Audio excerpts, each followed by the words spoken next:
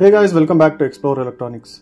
Let us see the next part of solutions to the model question paper of DDCO. Fifth question, write 1 address, 2 address, 3 address instructions to carry out C is equal to A plus B. So here we need to explain how the 3 address instruction can be used for the addition of A, B and put that result into C. How 2 address instruction can be used and how 1 address instruction can be used. Here is the explanation for that. You can go through this and this is sufficient to get 5 marks. Explain the basic operation concepts of a computer with a diagram. This is the diagram relevant to this question. So there is a memory and processor. How it communicates with respect to the different registers in the processor. So memory is going to fetch from the different registers and the execution of any instruction. We can take an example of addition instruction here and we need to explain how the execution will be using fetching the instruction from main memory and then adding that, putting into the result. So fetch, decode, execute is the 3-step process. We need to explain with respect to the registers are concerned. Explain processor clock, basic performance equation, clock rate and performance measurement. So first thing is processor clock. Why clock is required? What is the need of clock in the processor and a computer? How the different execution will be scheduled with respect to the clock and related explanation we need to write. And then basic performance equation, as we know, how the performance of the computer will be measured with respect to instruction execution and the number of steps it takes and clock rate like that. And the third thing is clock rate. Clock rate, how it is measured. And finally, performance measurement using spec rating need to be explained here. Then 6th question, write an ALP assembly level program of adding a list of n numbers using indirect addressing mode. Here is the ALP given and also using a loop to add n numbers, steps also given. You can go through this and here you need to explain how actually the looping works also. What is addressing mode? Explain different addressing modes with an example for each. Different addressing modes are shown here, starting from immediate, register, absolute, indirect, index, base with index and offset, relative addressing mode, auto increment, auto decrement. And with that, you need to write the definition of the addressing mode here. And for each and every addressing modes, you need to give the example and briefly explain how that works. Explain the following: byte addressability, big endian assignment, little endian assignment. So byte addressability and here the 3 things are there, it just for 2 to 3 marks. So you need to explain in brief how actually the byte addressability works. So it allows each byte in memory to have unique address. So successive address corresponds to successive byte locations in a memory and you can give examples like if the word length is 32 bits, each word consists of 4 bytes and successive words are located as address 0, address 4, address 8, etc. Similarly, big endian and little endian assignment, you can explain this with a block diagram or some assignment values like this, how the bytes are going to be stored with MSB to LSB or higher address to lower address like this. Then draw a neat diagram of memory hierarchy in a computer system. Discuss the variation of size, speed and cost per bit in the hierarchy.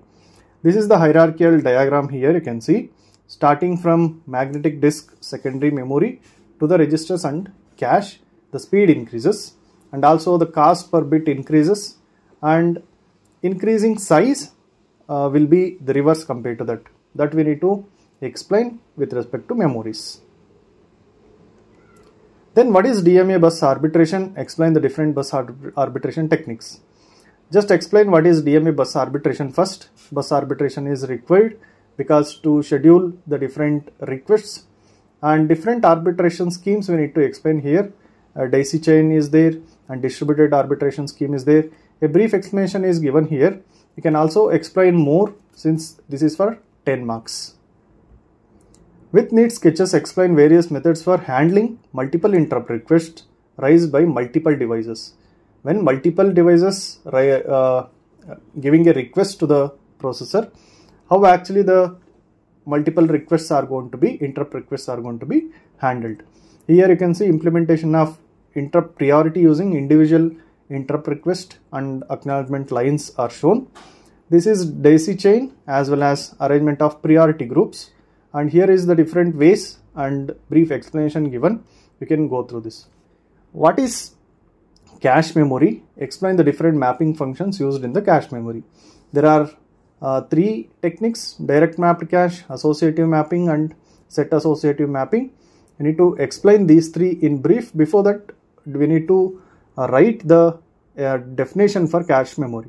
Cache memory is a high-speed memory which is near to the processor. It is volatile and to store the frequent access data and instructions, and it will reduce the time takes to the CPU to retrieve the information from the slower main memory. Main memory is slower and cache memory is faster. Why? Because cache is kept very near to the CPU. And these are the different diagrams indicating direct mapped cache, associative mapped and set associative mapped cache. Explain the single bus organization of computers and fundamental concepts with neat diagram. So this diagram indicates a single bus architecture. A straight bus here indicating a single bus which is allowing all the registers as well as ALU and control signals to flow through. So you need to explain this with a neat diagram as well as with the some brief explanation. This is the main hardware component of a processor, and how the execution will be, how these things comes into picture of execution of an instruction, you can explain. Write and explain the control sequence for execution of an instruction add of R3, R1. Fetching the instruction, fetching the first operand means the content of memory location in R3, performing addition, and then load the result to R1. This is the instruction flow, how it will execute. And the control sequence also we need to explain here. The mainly control sequence need to be explained. So here at the right you can see 7 steps where the controlling functionality, how actually it will be. You need to write that and explain in brief. 10th question, explain with an example different types of hazards that occur during pipelining. So this is very important question, repeatedly asked also. So the different types of hazards in the pipeline stalls you need to explain here, and you can see different diagrams also you need to write with respect to pipeline stall. And this much of explanation you can go through and understand how actually the hazards are going to be occurred. And write and explain the control sequence for the execution of an unconditional branch instruction.